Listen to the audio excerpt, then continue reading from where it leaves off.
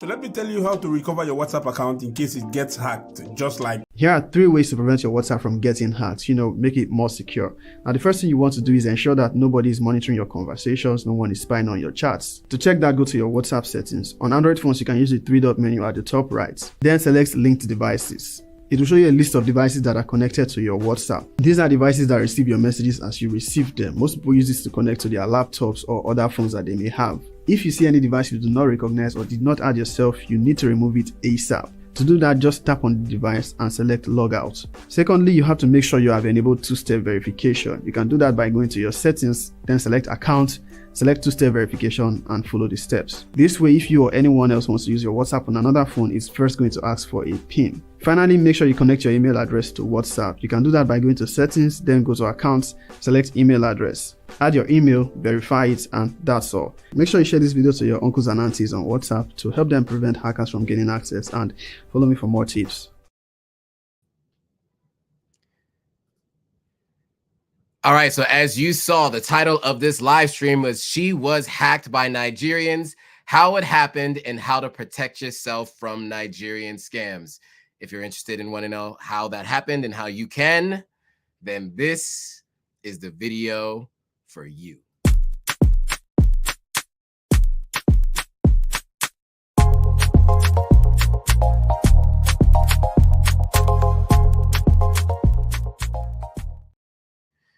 All right, welcome to Pan-African Perspectives, where we dive into the real-life experiences of visiting Africa, moving to the continent, investing in African ventures, and buying land, all with the ultimate goal of advancing Africa and restoring it to its rightful place on the world stage. And in some cases, we'll talk about some of the things that happen to people who are doing good things on the continent and still end up running into major challenges that are parts of everyday living on the continent. Our mission is to support an independent Africa and empower African people on the continent or in the diaspora. So whether you're currently living in Africa, you've recently migrated, or your ancestors were trafficked during the transatlantic slave trade, or even if you consider yourself a foundational Black American, these live streams are for you. I'm Joe Hatagwa, I'm your host and the founder of Authentic African. I spent 4 years living in West Africa. And so each week I'll share my experiences living, traveling, and investing in Africa. And from time to time, I'll also be interviewing folks who've had experiences on the continent. In this eye-opening and cautionary video, today, I'm gonna interview Aisha Ladan, whose account was hacked by Nigerian scammers. After gaining access, the hackers attempted to manipulate me into sending them $1,000 under the guise of needing help. So Aisha is going to share her harrowing experience and how her account was compromised, while I'll reveal the unsettling conversation that I had with the scammers, exposing their tactics and the red flags that can help others avoid similar schemes. This is obviously a must-watch for anyone using online platforms, as we uncover everything that happened and provide essential tips on how to protect yourself from scams like these, and don't let yourself be the next target. Now, you guys saw that video that I played at the very beginning. You might recognize that accent. That is a Nigerian accent, because there are a bunch of Nigerian YouTubers helping folks deal with this, because unfortunately, this is something that happens in Nigeria. I was told by my friend that I like to talk about Nigerians in a negative light, and I do not. I am of Yoruba descent, 12.5%. And I will say this is not at all anything to do with Nigerian people as a whole. It's just unfortunate that, they do have top 5 IQs in the world, and many of them don't use their powers for good, right? So, you're dealing with people who have better IQs than most. And of course, many of the folks on the in that country end up going wayward. Not too dissimilar from India, which I had mentioned pre-call. Unfortunately, India is not known for that. India is only known for the engineers that they end up building the Googles and the like. But many of the Nigerian doctors, lawyers, etc., are not the ones that are generally highlighted. But in this case, we are going to talk about this situation in this circumstance, because many of you are thinking about moving to the continent or visiting the continent or investing in the continent. And these are the kinds of things that you need to be wary of. So without further ado, I'm going to bring on our guest, Aisha Ladan. Aisha, what's up? Hey, Joe, what's up? Hey, everybody. My name is Aisha Abdul Rahman, aka Aisha Ladan. I am an archivist, a genealogist, and a heritage traveler. I've known Joe. I was talking to my husband a few hours ago. I was telling him, I think I've known Joe maybe 2 years. So we've never met in person, but me traveling back and forth between Sierra Leone and Ghana, Joe has always been like one of my #1 go-to resources for information about the continent. And I started watching his videos, trying to learn as much as I could about Sierra Leone.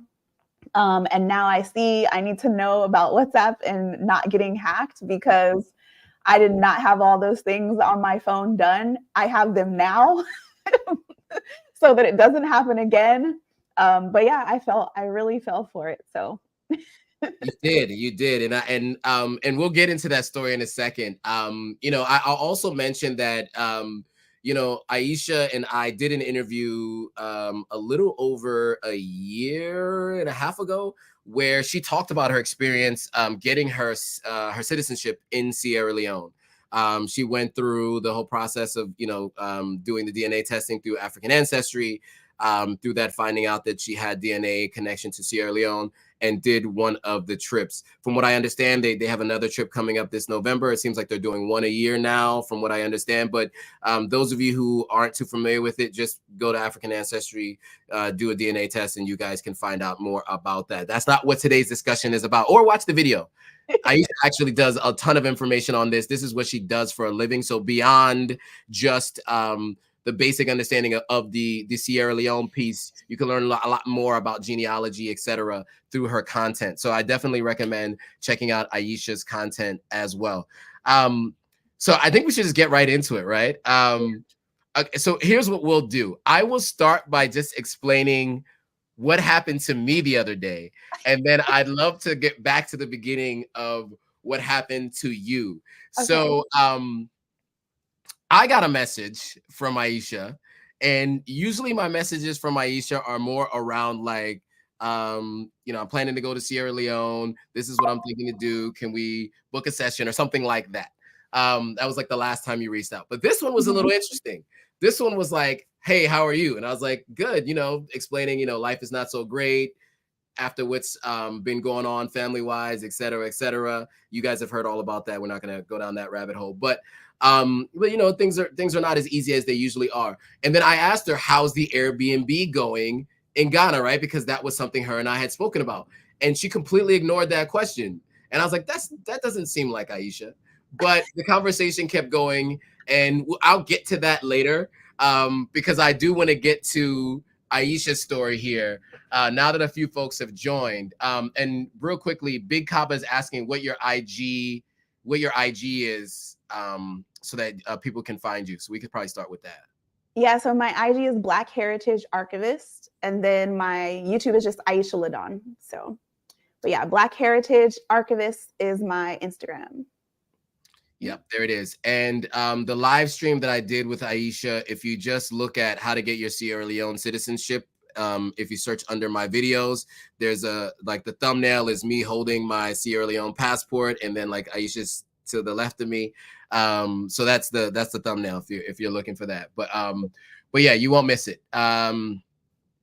So I'd love to like get right into it. I've listened, and I will say I had a situation during the pandemic. So, this is not a you only thing. I think many of us have dealt with things like this, and I don't think anyone can blame you for what's happened. It happens. It happens to the best of us. But let's talk through it. So let's just start at the beginning. Who contacted you? How did they contact you? What did they say? So, like you said, me going back and forth between Sierra Leone, going back and forth between Ghana, I always use WhatsApp because everybody uses WhatsApp. I have a few, maybe 7 or 8 contacts in my WhatsApp, but I'm in a lot of WhatsApp groups. So Vicky Rameau has a Sierra Leone diaspora investment group. And there was an event that was coming up. I think it just happened yesterday or day before. Yep. And so the person registered, I contacted me. They called me on the phone. So I'm like laying in bed, chilling. It's maybe like 8. It's late. It's like 8 o'clock Pacific Standard Time. So they call me and they're like, hey, we're verifying your registration for the Sierra Leone investment group, and we need the code that's on your phone. And I'm like, I didn't get a code. What are you talking about? And they're like, Madam, you see the code. And they're talking like really, really fast. So that's making me want to hurry up and rush. I'm like, what code, what code, what code? And in my mind, I didn't remember. I didn't register for the event this year. I did last year. So they're like, yes, we need the code. Do you see it? Do you see it? So I'm going through, opening my WhatsApp, and I'm telling him, oh, the code is da da da da da. And then he's like, wait, say it again. And I'm like, oh, it's gone. I don't see the code anymore. And he's like, oh, we need the code. And then at that time, it's clicking in my head. I'm like, I didn't register for this event. What is this code? And then so I'm like, yeah, I don't have a code. And I hung up. So then he's trying to call me back again, as you can see, like the missed call. Yep. And then he's like, or I think I answered again the second time. And then he's like, we need the code on your phone. And at that time, I'm just now noticing, like it says, don't share your code. So I hang up the phone and I'm like going into my settings and doing all the two-step stuff now. And I notice I can't get into my WhatsApp. So I'm like, oh, I fell for it. I'm so stupid. Why did you give them this code? So I started texting people just from my regular text on my phone. Hey, my WhatsApp's been hacked. I posted it on my Facebook in my groups, because my husband was like, yeah, your WhatsApp is connected to Facebook. It's connected to your Instagram. It's connected to all the things. And they're going to probably try and get people to give them money, or they're going to probably try to log into your account. I've had people try to get into my Facebook and my Instagram before. I know better than that, but I didn't know about WhatsApp. And I didn't really think about the code, because I'm like, okay, I think wasn't thinking that this is the 2-factor code that they're asking for. Right. So by time I realized I was being scammed, I had already given them the code. So I go in and I'm trying to get back into my WhatsApp, and it's telling me you have to wait 11 hours to change your password. You have to wait this time. And then that linked devices is their phone, their computer, their email, all their contact information. And so I screenshotted it, because I was like, I'm going to save this stuff just for later. I don't know if I'm going to need it. So I started screenshotting all their information. And then I texted like you, Dinah Samir, whoever that's in my WhatsApp, because it's not a lot of people, my kids, my daughter-in-law, she's in Ghana. And so I'm texting them like, hey, my WhatsApp's been hacked. It's not me. My daughter-in-law, I'm talking to her, and she's like, Mommy, they're texting me now. And I'm like, okay, just go with it and listen to what they're going to say. So they were asking her for money, and then, you know, her being Ghanaian, she's like, oh, you disgraced yourself, your family. You should be ashamed of yourself. Mommy would never, blah, blah, blah. So then they deleted all of the messages, all their conversation from her. They then tried to delete it. So I was like, oh my gosh. So then when I finally did get my information back and get able to log into my account, I think it was like the next day, I had been trying all night. I noticed they had messaged you. And so I was like, oh my gosh, I hope Joe didn't send them any money. So I had messaged you, and I was like, hey, that's not me. And then you were like, yeah, we need to talk about this. Yes, for sure. And so just looking at this, right? The name here is Ademola, which is a Yoruba name, right? And looking at the country code here, +234 is the Nigerian country code. So definitely Nigerian scammers. You know, look, it is what it is. And my husband is Yoruba. He did his African ancestry, and I said, your people. I was like, you Yahoo boys. I was like, your Yahoo boys have hacked me. He was like, what? This is basically the next iteration of the Yahoo boys. This is what they're doing. And so this is happening a lot, actually. So they're going into WhatsApp groups. So those of you who aren't too familiar, like I didn't start using WhatsApp group until I worked for an international company. And it was actually with Europeans is the first time I started using WhatsApp. And that was probably back in 2014, 15, 16. But then when I moved to the continent, I started using WhatsApp a lot more. And actually my main mode of communication today is WhatsApp with most people I communicated, even with people in the States, just because I have full-on discussions previously and stuff that I can refer to in those chats. I don't text people as much anymore because I use WhatsApp. So I was aware of these scams going on because I've been using WhatsApp for so long. But many of you who are going to start using WhatsApp, these are things that you need to know. And that's part of why I wanted to have this conversation, not to make disparaging remarks about Nigerians, but really more to speak more to to help people understand what can happen to you. So I want to go through what I got on my side from them. And then I would love to then come back to you and talk to you about what you've done since and what lessons you've learned. So I'm going to try to see if I can find the first message that they sent me. Okay, I think this is the first message. Wait. Okay, here it is. So the first message was, good evening. I'm like, hey, Aisha, how are you? How are things at the Airbnb in Ghana? They write back, how is work and family?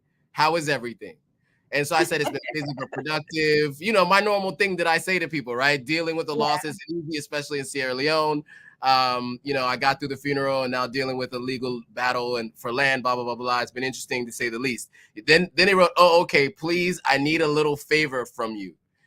And so I was like, this doesn't really sound like Aisha, but also at the same time, a lot of things can happen to people, especially moving to the continent. I've seen all kinds of things happen to people, and people do end up in binds and end up in situations that are not normally how you normally see that person. So I keep the conversation going, but at some point I'm like, it was the middle of the afternoon and I had a lot going on, so I couldn't really get back immediately. But then I said, what's up? And they said, can you help me send money to someone now? I'll refund you back tomorrow morning. And I said, how much do you need to send? And they said, it's $1,000 through Zelle. I said, $1,000? My goodness. Aisha, Aisha, Aisha, that's crazy. So I'm thinking to myself, man. And so I was on the phone with a friend of mine who lived in Nigeria, and she was like, I don't know. I don't think to say this now, you padio. I think this is our person. And I was like, what do you think? She said, I don't think this is somebody you know. This is to ask me for it now, and I need it by tomorrow. And I'll pay you back tomorrow, kind of thing. She was like, I've seen this before. She lived in Nigeria for a while. She's like, I've seen this before. This is not somebody you know. This is not your friend. This is someone else. And so then they kept messaging and messaging, how much can you help with? They called a couple times. The funny thing is they called. Every time they called, I was on a call for work. But had I answered the phone, I'm sure I would have gotten one of these other people, and it would have been like, all right, well, whatever, But yeah, so it was kind of crazy because I was like, I didn't get a chance to answer the call. And then later they said, I was like, here's what I can help with. And they're like, okay, can you help me with this? And then they called me again. And then probably about an hour after this, that's when I got the message from you saying, my phone was hacked. It wasn't me. And I was like, all right, cool. Cause obviously I didn't end up sending it. I told my husband, I said, it's good to know that if I need money, I can ask Joe. I don't know. And that's the thing. I had a hard time saying no. I was like, look, obviously because you're asking, you must be in a bind considering your circumstances. Knowing as much as I know about you, I'm like, you must really be in a bind. This must be bad. And so I was thinking to myself, okay, let me see if there's something I can do. All right, before we move on, there are a bunch of questions and comments. So I want to start getting to some of those.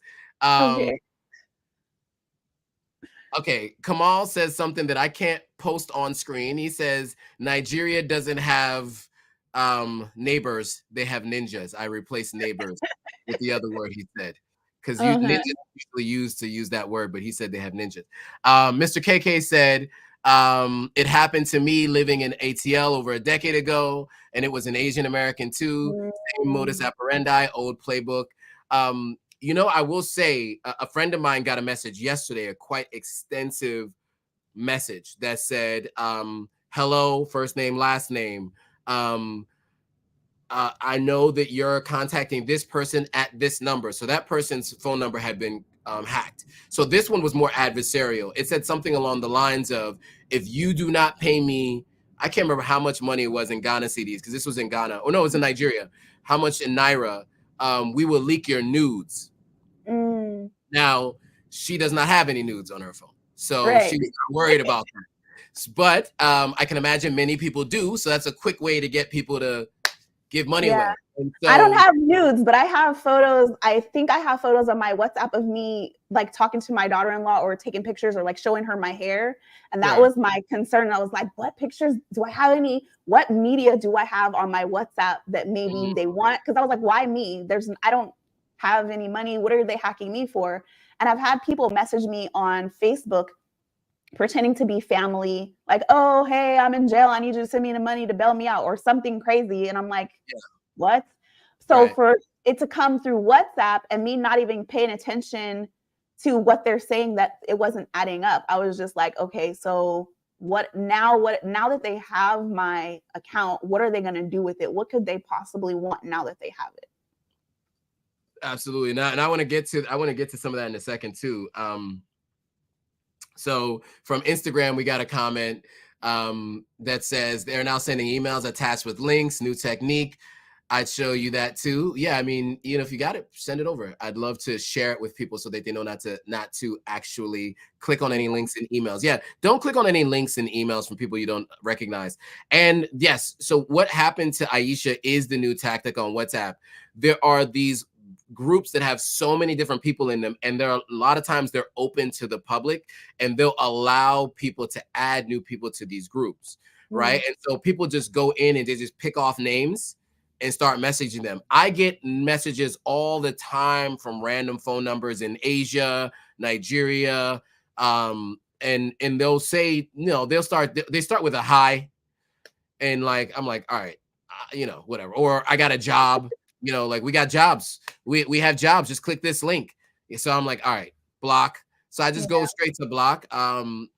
Because I know where they're trying to go, but it's only because I've been living on the continent for so long, and I've encountered this before, not myself, but other people have gone through it. So I thought this was important for you guys all to see and hear, because Aisha is not an 85-year-old unaware person, right? It can still happen to someone like Aisha because she is working to build something on the continent. She's in different groups, and I can imagine from your perspective, right? You're just thinking more of like, there's events that I'm going to, there's things that I'm a part of, and you're just like kind of going with the flow, because a lot of times people from groups and events that you're going to will contact you and tell you they need a little bit more information for your registration. Right. And so, not being familiar with WhatsApp. So I've been using WhatsApp probably maybe 2 or 3 years. So I don't even still know all the features of WhatsApp, and I don't use it often either. Right. So that's the other thing too. Okay. And so now that this has happened, what have you done differently on your account to first of all, remove their numbers and all their details, and then like, what are you going to do differently?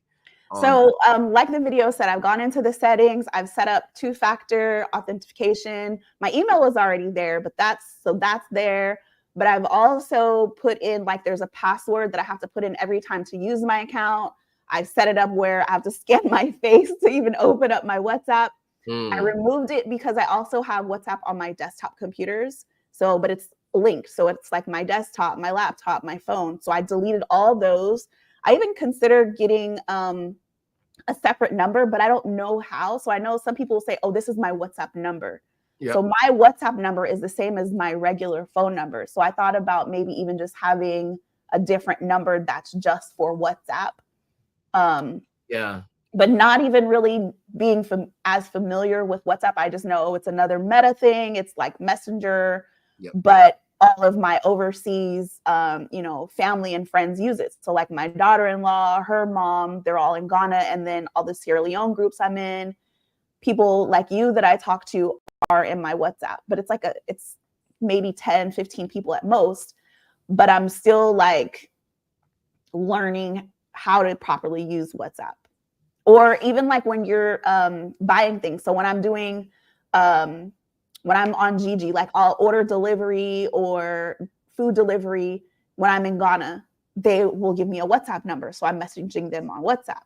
So I use it a lot when I'm on the continent, just to random anybody's. If I ordered my washing machine to my Airbnb, we're talking on WhatsApp.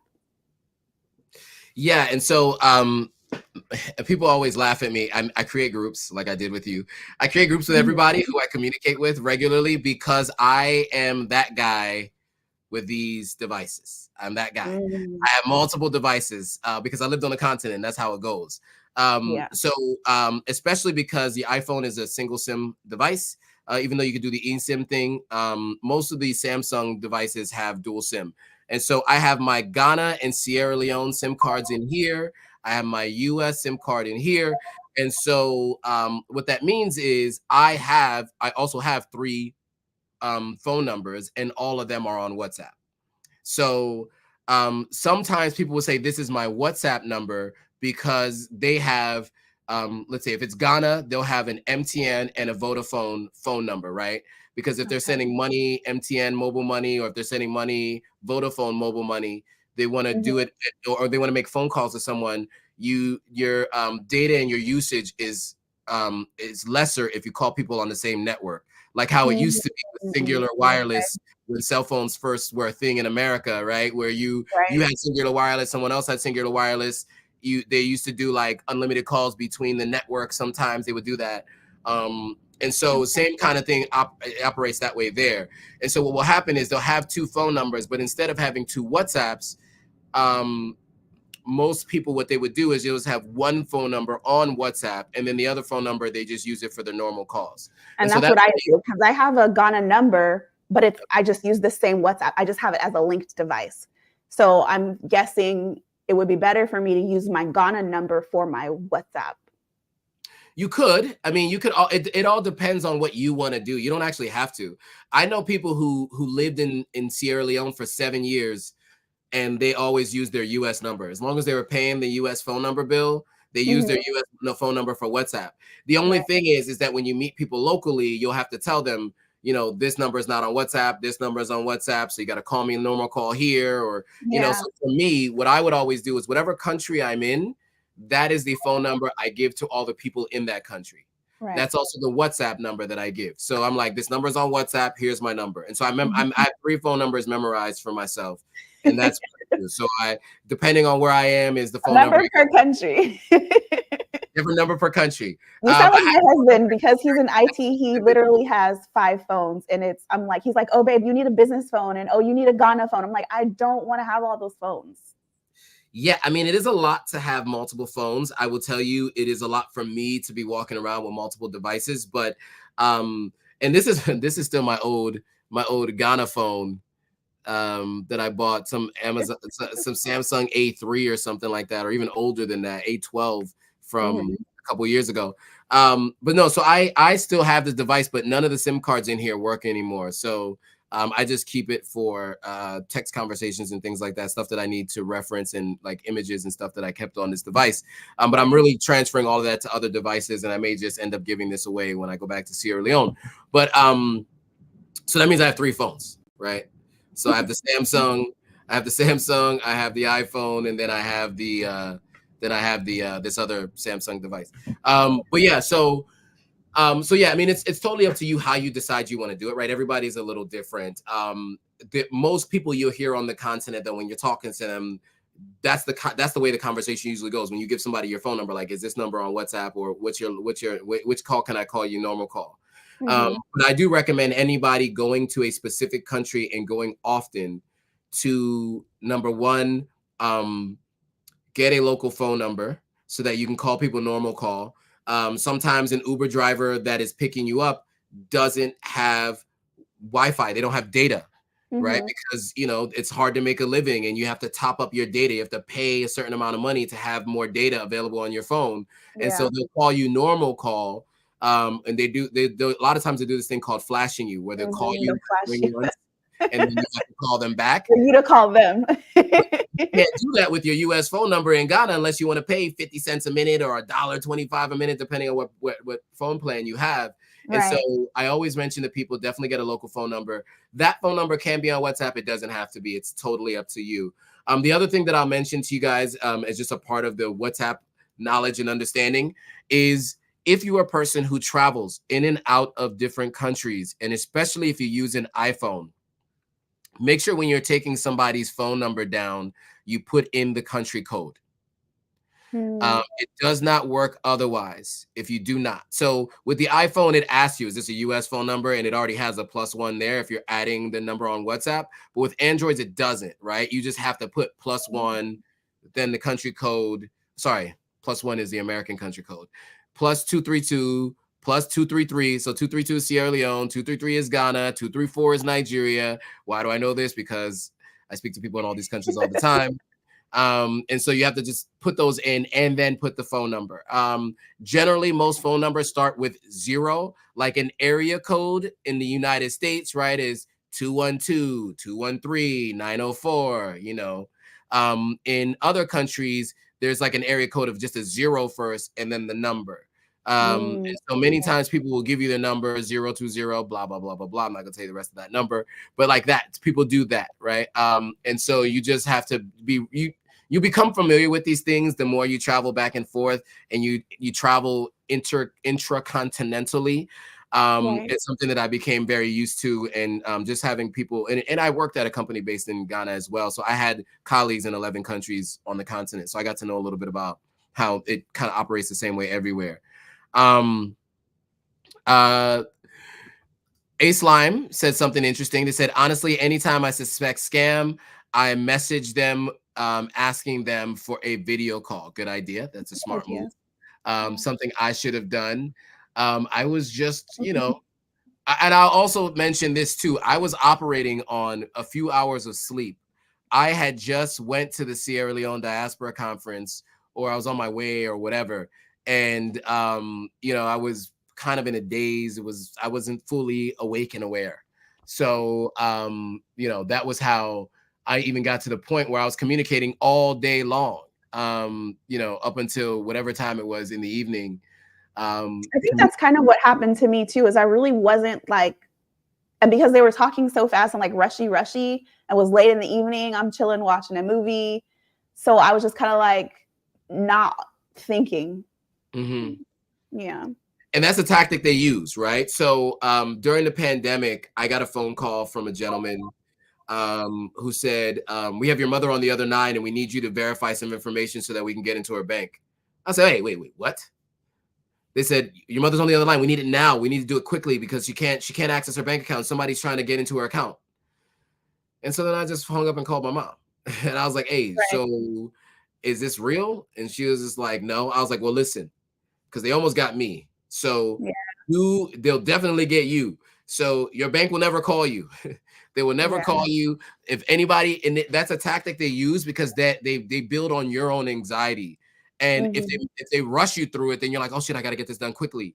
And that's how they get you, right? They don't want you to take any time to stop and think about it, right? Because if you stop and think about it, it stops making sense, right? But if it gets you quickly, like they did for you, then it can make sense. For me, it took me a while, and luckily because I was busy most of the day, and then by the evening time, I got messages while I was on the phone with someone. I could just like talk it through with someone. Like, like, have you ever seen this happen before? You know, and they're just like, yeah, this is for sure a scam. Somebody is really trying to get money out of you. But I was also at that point that I was asking, so, okay, where do I need to send it to? Because I wanted to see who they wanted me to send it to so I could screenshot that. Because if I'm selling it, I have to send it to a legitimate bank account. Right. And that way I could have at least given you the information, Aisha, of the person who did it. But at least you have a phone number, right? But I mean, you can get as far as I know, in Nigeria today, you can get a SIM card without giving your national ID. This is one of the things that Nigeria, Ghana, have now put into place. And Sierra Leone kind of has it, but there are people who get around it. But you are supposed to, for every new SIM card that you are able to receive, you're supposed to have a national ID card that you give to someone for them to give you a SIM. So like you have to have like a passport of a country that they recognize, right? So when I got my Vodafone SIM, I did it at Accra Mall, and I gave them my passport. They associated my ID with my SIM and my passport. MTN, I used my national ID card that I had. I had a residency card from Ghana that I used for that.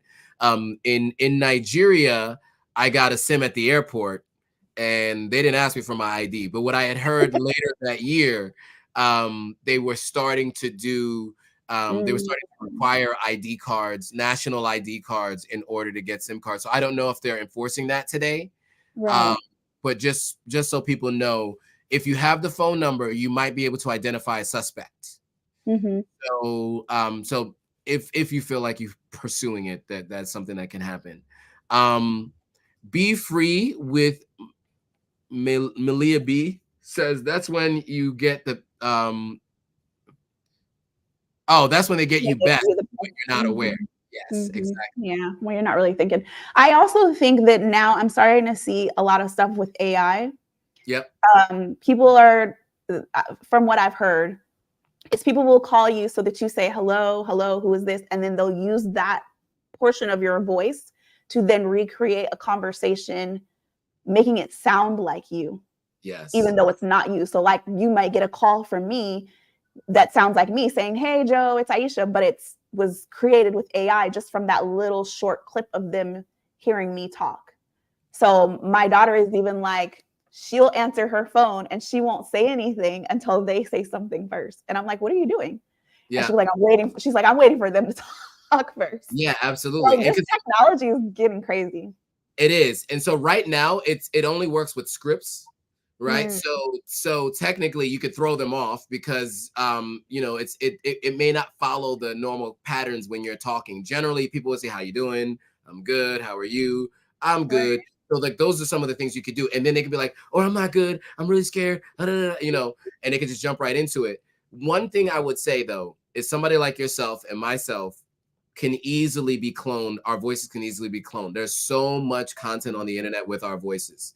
So it can easily be cloned. So I've already told my family, if you get a phone call from me panicking, asking you for money, I don't panic. And when have I ever asked you for about that? Right. So just know it ain't me. It ain't me. I already know you can get me saying anything right now because I've gone live probably 90 times in the past couple of years. So, and almost every live stream is an hour long. So just piece together all the pieces to make a conversation. 100 hours of live streams, and then all of the vlogs with voiceover work and all of that kind of stuff.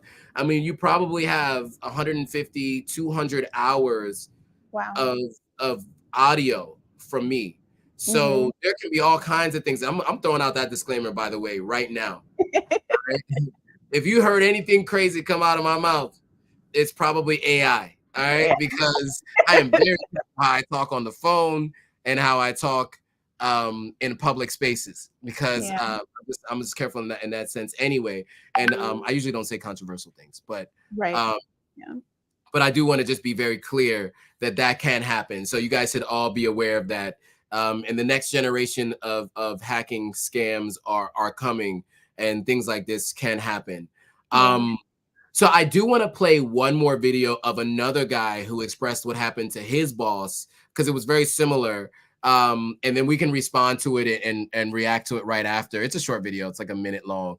But I thought I'd share that too, just because, this is something that is very prevalent. Like if you just go to TikTok and you type in WhatsApp hacking or Nigeria WhatsApp hacking, there's like 80 videos of people expressing what you can do to make sure that doesn't happen to you. So let's watch this video and then we'll give some commentary on the other side.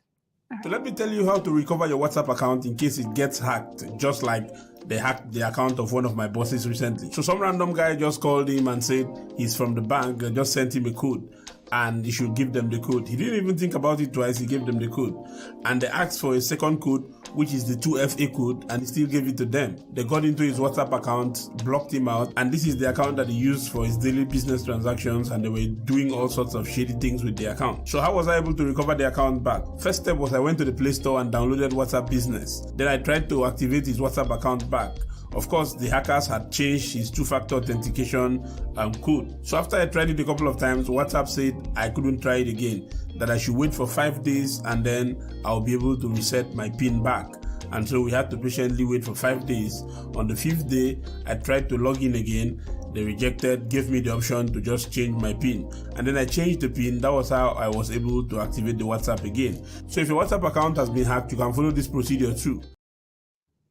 Okay, and so what's really important about that is because he has the original phone number, right? Because what happens is when you are trying to log in, they send you a text message to the device of the phone number that you have in WhatsApp, right? So that's why he downloaded WhatsApp Business and tried to connect that phone number to WhatsApp Business, because then they message that particular device. The thing about this situation that we're talking about is those people don't have the device that has the phone number that is using the WhatsApp, right? They're just activating WhatsApp on a device, a remote device that has the phone number. For example, what I mean by that is this. This device I have right here has my Sierra Leone WhatsApp on it. However, the Sierra Leone SIM card is in this device. And so that is how they can do the same thing. They can remotely access it once they have the code. But if you have the device, you can always recover it. As he expressed, you can always recover it. So my SIM is in here. So when I set up WhatsApp, it has to send me a message here to this device in order for me to approve it. And so that's just something to keep in mind, guys. So don't panic. It's going to suck for 4 or 5 days because you have no idea what they're doing. But what they can do is remotely look at all of your messages. So they'll be able to remotely look at all of your messages. Any group chats that you're in, they can go into all the group chats. Now, they can't see old messages. They can see new messages, right? Generally, once you activate a new WhatsApp, generally you can't see all the old messages. In some cases, you can if everything's backed up and they can restore it in a certain way. But generally, they can't. So that's some of the things that you have to just keep in mind. So I just want to mention that to you guys. I wanted to play that video because I thought it was helpful that he expressed another way to do it, right? Just going in and doing WhatsApp for business.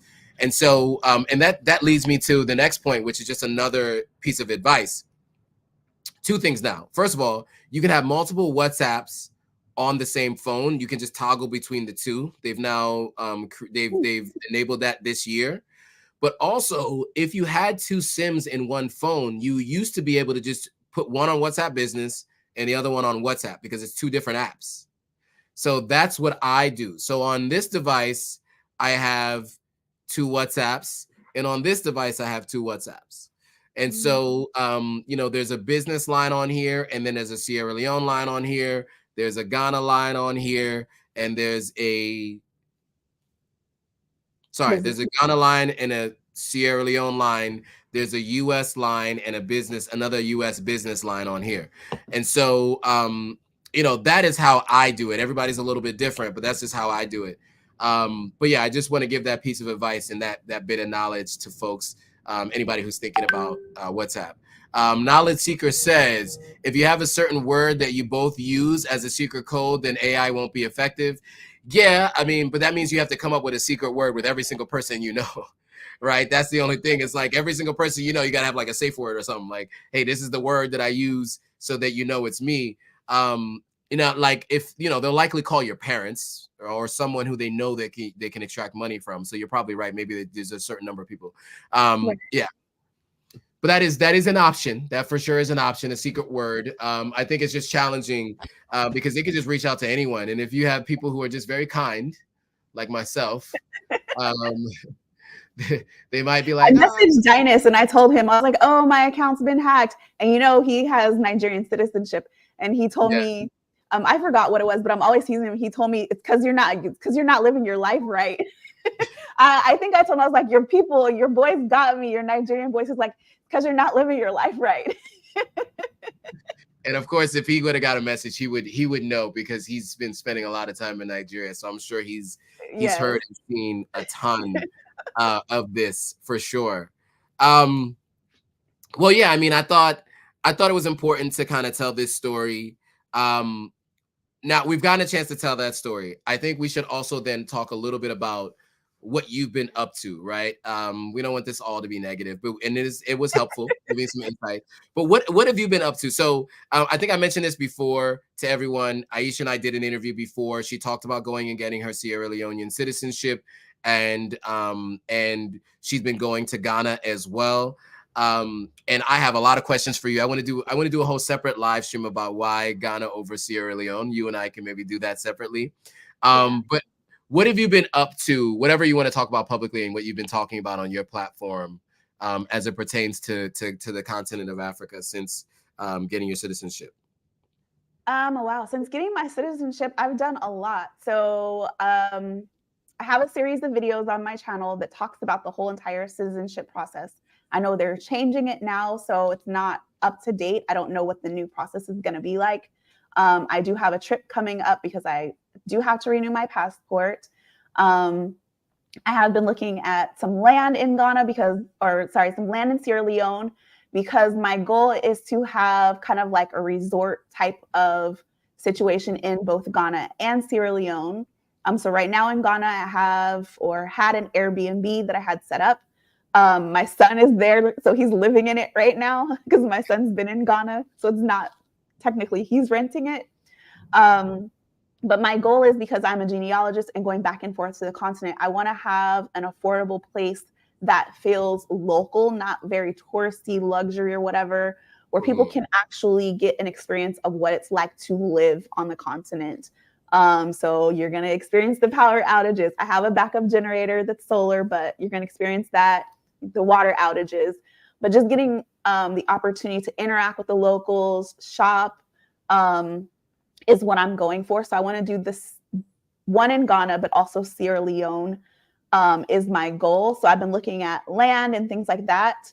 I just published a book on helping people with their genealogy and their heritage travel, giving some tips as far as if you're traveling to reconnect with your African ancestry, my experience. There's some tips and interview from Joe that's in that book. What else have I been doing? Oh, and the BBC. So the BBC has been trying to pushing me to interview with them. And the group that I went with, they were all telling me, no, you don't want to do it. You don't tell our story. You should just tell our story. We need to tell our own story.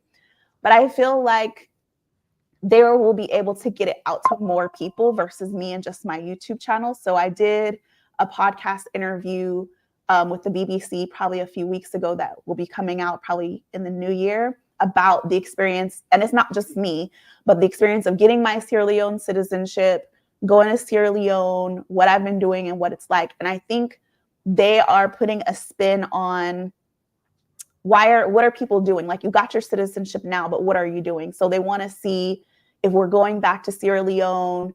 Is Sierra Leone just looking for money? What benefit is it to us, and what benefit is it to Sierra Leoneans? So they're interviewing some of us from the diaspora, some who have moved back, some of us who are just traveling back and forth, to kind of get our perspective on it. So I also did that. Nice. That's pretty much what's been up going on for me. Just doing genealogy research. I just got back from New Orleans, doing some research on my family history there. And like I tell everyone, my ultimate goal is to figure out how did we get here. So having ancestors that were enslaved I have the paper trail, and now I have the DNA. How do I match the two, coming from this end to this end? So I've found a fourth cousin. Their family's from Liberia. Their grandfather, I guess, was one of the first founding presidents of Liberia. So I'm like, okay, how is that my fourth cousin? How does the paper trail connect to that? So, and of course, Liberia and Sierra Leone are right there. So stuff like that. That's what I've been working on, and helping people on my YouTube channel and answering their questions as best as I can. Nice. Yeah, I think it's really important for people to know what it's like to go through that process. And I do think it was good that you did the BBC podcast. I think it's interesting. I've heard folks speak on behalf of the government of Sierra Leone, and one of the frustrations that they had is people are coming and getting their citizenship and then going to Ghana, right? That is one of the things I've been saying. And I can tell you, the first time I met a bunch of subscribers in person, because you never know who's watching and who are like who's subscribers, like who the subscribers are, right? And so one time I was at Radisson Blu, and I remember meeting like 3 or 4 people who were in the process of getting their citizenship that week, and they were like, their entire plan was Ghana related, right? And of course, I was living in Ghana at the time. And so, you know, I spoken to folks, and they're just like, I think there's a level of frustration from the Sierra Leone. And this is, by the way, not from anyone directly from the government. This was someone who said they spoke to someone in the government who said it seems like people are just getting their citizenship and going elsewhere, which I hear that is why they're restructuring it, and also why they've gone from 2 trips to 1. That's what I'm hearing is why that's happened. Right. I think though, from the perspective of those who've gotten their citizenship, they will all tell you that it's been a lot easier to do things like buy land and do other things in Ghana than it has been to do it in Sierra Leone. The tickets are cheaper. The process is easier. Landing when you get to Ghana as well. So, you know, I think there are complaints on both sides, as they say. I would much prefer Sierra Leone just because that is my homeland. But I have found one because my daughter-in-law is in Ghana, so it's been easier that way. But I feel like in Ghana, it is a lot easier, but at the same time, Ghana has different rules. And I don't know if it's maybe just because so many people have already gone to Ghana, so that path is already laid. So it's a little bit easier. And that's why I'm like, okay, Joe, let's get our playbook going. So we lean on people like you that are in Sierra Leone, but there's not enough of us. I think that that's what it is. So it's not as easy. I don't have contacts in Sierra Leone. I don't have people who can steer me in the right direction like I do in Ghana. But I much would prefer Sierra Leone just because and I like Sierra Leone better. So for me personally, I like Sierra Leone a lot better. It's more diverse. It's more my speed. But Ghana is it's just easier. That's all really what it comes down to.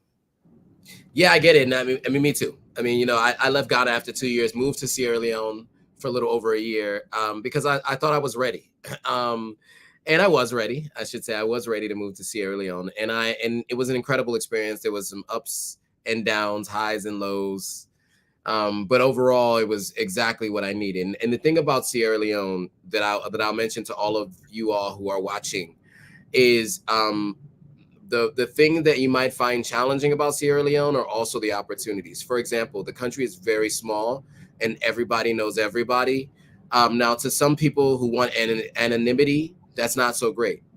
But as I've mentioned previously, through my friends, I have met members of government.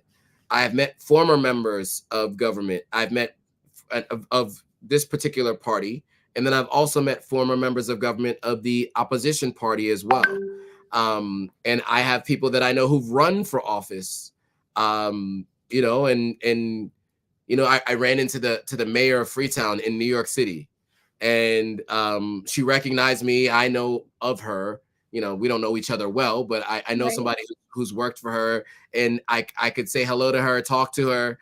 Like, I don't know if Eric Adams, I'm not too sure. I wouldn't talk to Eric Adams these days right now, but like, you know, the mayor of New York, whatever, de Blasio, Bloomberg, Adams, any of these people, I don't know if there was going to ever be a position, or it wouldn't have been as easy to meet those mayors. But the mayor of Freetown, I saw the mayor of Freetown at church. I saw the mayor of Freetown at a New Year's party. You know, like, these are things where, and these are people that you can meet in person, because Sierra Leone is small enough where that can happen, which means that you can have more of an impact on some of the changes that you want to see in the country.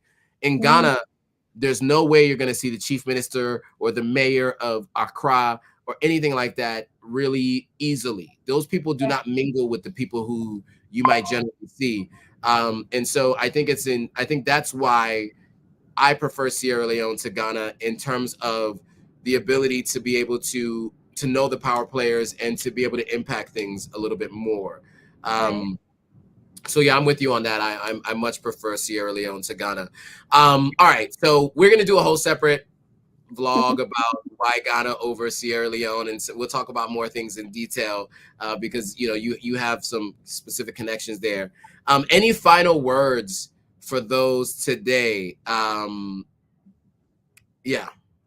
I think just take all the security precautions for your WhatsApp or any social media. I just got a message the other day. Someone's trying to log into my Instagram and change my Instagram password. So my husband is in IT. He does network security for the state of California, and he's always on me. Have different passwords for different things. Don't just have one password for everything. And don't answer the security questions like, what's your favorite dog's name or what's your best friend's name? Don't answer those questions in the way that they're formatted, but answer them in a way that you will remember, because those are the same questions that they ask for your bank. And if it's like, oh, my mom's name, well, I do genealogy research, I put all that information on the internet, someone can easily find out my mom's maiden name. That's not going to be one of my security passwords. It's easy. It's public information to find out those things. So I think, unfortunately, we have to be more creative when it comes to technology and security. And you might have to have, like, I use one password, like a seriously long password that makes no sense, that you can't remember, in order to secure everything, and change it periodically. So that's what I'm really bad at. And what I'm doing now is, it's a pain. Go into every account, my YouTube, email, everything, and change your passwords kind of often. Great points. And I will say I use a password manager, but the password manager password is something I've never used for anything else ever. And I also do change the password manager password often, and I never save passwords in the browser. Yes. You know how it makes it easy for you. I'll do remember this device all day long. But like Chrome will say, do you want to save this to Chrome? No. Yep.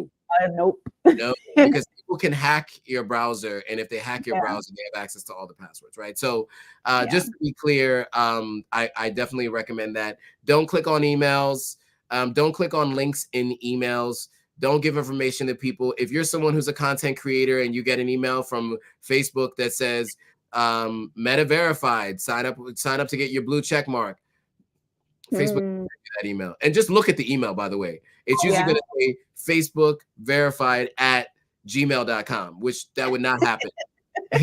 No email. Facebook would never send an email from Gmail, right?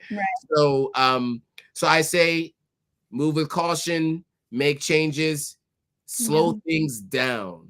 Like, it's better to not even act. If you're not sure, don't take your time and just don't do anything.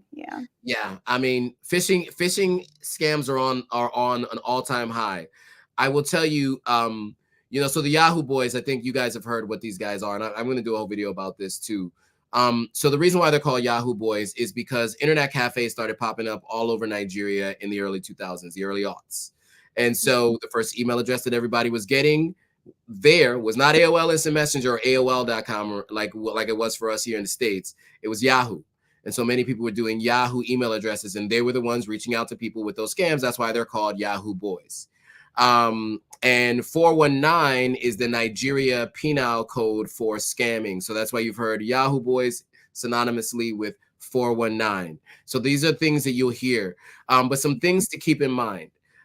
Many of the folks in Nigeria are not only operating with Nigerians who are great engineers, but sometimes they're operating with North Koreans and others who are state-sponsored hackers. And they have these phishing scams that they do. And so in general, the way the phishing scam works is like this. You have an email that comes to you that says it's your paycheck. It's the email, like, let's say you work at a company that's like bam.com, but they'll type in barn. So R and an N beside each other, if you're not really paying attention, looks like an M. Yeah. Right. And so you might just open the email like, oh, my paycheck, and you click on it and nothing happens. You don't see a paycheck and you're like, oh, and you just forget about it. Like, oh, okay, I'll just email I'll email for my pay stub. They don't do anything. So you might think you're in the clear, or you might be like, oh, I made a mistake. You don't want to say anything. And you might be in the clear because they wait almost an entire year sometimes. They watch all the transactions that organization is doing before they actually make their move, right? So in some cases, what they'll do, like with a bank, is they know that a bank sends invoices, or not a bank, a business sends invoices to this particular company, or they send payments to this particular company. So what they'll do is they'll be that company and send an exact same invoice. They'll just change the bank number. And then if you call and say, hey, you guys changed your bank number, they said, yeah, this person's not in today. I am, they asked me to take over, you know, all the calls that are coming in. She did mention to me that you might be calling about the change in the bank account number. Don't worry. We just recently made a change. We're updating all of our records. When she comes back in from her leave, she'll make sure to call you back or whatever. And so that happens a ton of times. And a lot of times banks, businesses, hospitals, they don't ever want to tell the public that this has happened, because who's going to go want to bank with that bank or go to that hospital? And so hospitals go through this. You know, a lot of times they're paying out ransoms, $10,000, $20,000, $100,000 ransoms. It happens all the time. The state of Florida was hacked. The whole state of Florida was hacked. The state government. I know this in particular because we were going through the process of getting a death certificate. And through that process, we were told they were hacked, so everything had to be done manually. And so this happens frequently. And so just, you know, make sure you protect yourselves. Just know that these things are out there. You can tell I know a lot about it. I used to sit down when I was at Hulu. I used to sit down with the IT team, and there was like 5 or 6 people where their job was solely to stop people from hacking into Hulu. And they had this television screen that showed where all the attacks were coming from. And you won't be surprised, many of those attacks were coming from North Korea area, China area, right? There were a lot of attacks, just like, and you could see into like the servers, right? They had server farms in certain areas, and you could see all the attacks from where they were coming from. It was really interesting to see. And so, you know, they were veering off attacks all day long, every single day, and had an entire team dedicated to that. And so, yeah, I think you just gave some great insight. Wanted to just make sure I told people that as well. Timbuktu says, from my earlier discussion, says, Joe, you were not ready to reside in Salone. You did that venture because Salone is in your heart, or is your heart. I remembered you lamented about the poor state of internet connectivity. Yes, I did lament about the poor state of internet connectivity, but that wasn't my challenge in Sierra Leone. That was whatever. That was an issue because it was a big issue because I'm a content creator. So to upload a video that is 25 minutes long would take an hour and 30 minutes on the internet service provider that I had there. But now that Starlink is available in Sierra Leone, I'll probably be using Starlink. I now have backup services for light. I now can go back to Sierra Leone and be very comfortable because I have things in place now to ensure that. Which is something we can, that's a conversation for a later day. Okay. All right. So that is it, guys. Thanks for watching. We appreciate you all. Thank you, Aisha, for doing this. Thanks for having me. It was fun. Yeah, and being vulnerable enough to explain what happened in your story. So yeah, thanks, guys. We'll see you guys all on the next live stream. Bye, guys. Bye.